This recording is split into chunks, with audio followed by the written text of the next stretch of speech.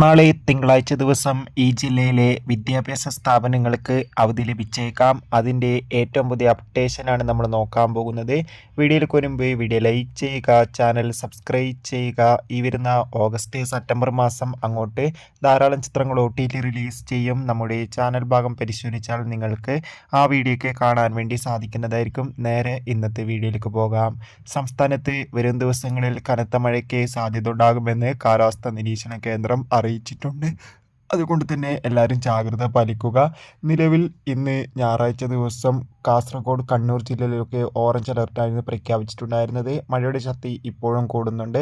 അതോടുകൂടി ഈ വരുന്ന ഓഗസ്റ്റ് 18, ഓഗസ്റ്റ് 19 തീയതികളിൽ കാസർഗോഡ് ജില്ലയിൽ ഓറഞ്ച് അലർട്ടായിരിക്കും. കണ്ണൂർ ജില്ലയിൽ ഓഗസ്റ്റ് 18, 19 ഓറഞ്ച് യെല്ലോ അലർട്ടായിരിക്കും. വയനാടും കോഴിക്കോടും മലപ്പുറം, പാലക്കാട് ജില്ലയിലൊക്കെ നാളെയും യെല്ലോ അലർട്ടായിരിക്കും. മിക്കവാറും ഓറഞ്ച് അലർട്ട് പ്രഖ്യാപിച്ച ജില്ലകളിൽ നാളെ തിങ്കളാഴ്ച ദിവസം അവധി ലഭിച്ചേക്കാം. എന്തായാലും കൂടുതൽ അപ്ഡേഷൻ അറിയാൻ വേണ്ടി നമുക്ക് കാത്തിരിക്കാം. ബൈ.